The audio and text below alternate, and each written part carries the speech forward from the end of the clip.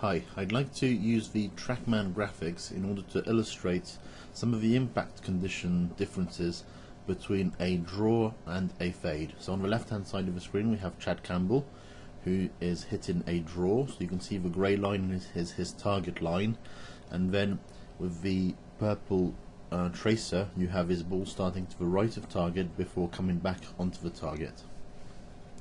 On the right hand side of the screen we have Peter Lorre hitting a fade. So the golf ball is starting to the left of his target before coming back to the right.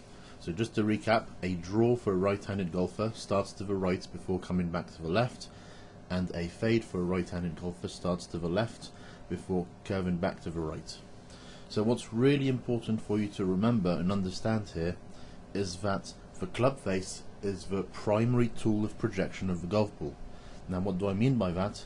Simply that the orientation of the club face, where it is pointing relative to the target line as you strike the golf ball, is what is going to determine in large part where the golf ball starts. So Chad Campbell, we know, is trying to hit a draw, so the ball starts to the right before coming back to the left, so his club face at impact had to be pointing to the right of target, which is what we see in the bottom left hand side of the screen. Face angle 2 degrees to the right.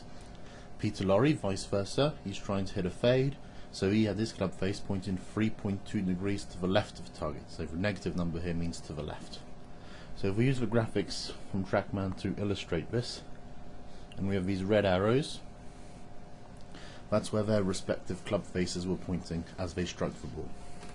Now why does the ball curve a certain way?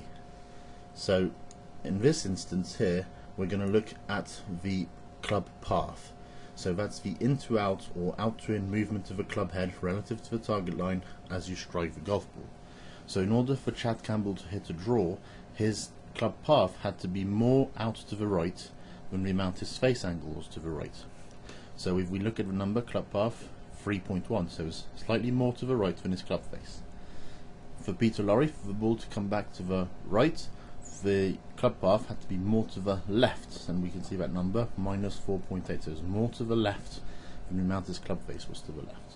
So if we represent those with these blue lines, we end up with a situation where Chad Campbell, hitting the draw, has his face open to the target line as he strikes the golf ball, but closed to his club path. On the right, Peter Lorre has his club face closed to the target line, but open to his club path. So very often you'll hear people say, well, I need to aim my club face straight at the target and I'm trying to return it straight to the target. In fact, this isn't true. And if you think of someone targeting from a long distance away, say an archer or someone doing a similar sport, the difficulty they have aiming straight down from a long distance away. So when we play with bent golf clubs, when the ball's in front of us on the ground, it's extremely difficult for us to aim with any real accuracy in that sense.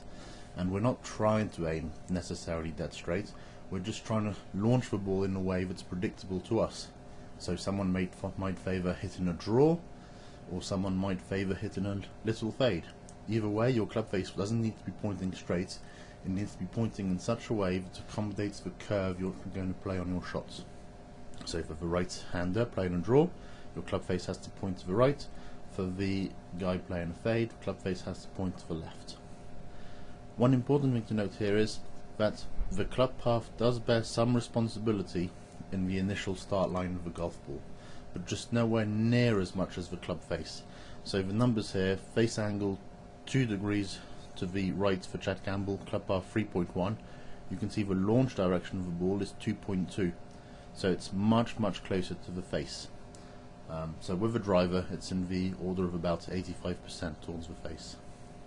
Hopefully this has been interesting for you and you're starting to understand what projects the golf ball and what affects the curve of the golf ball.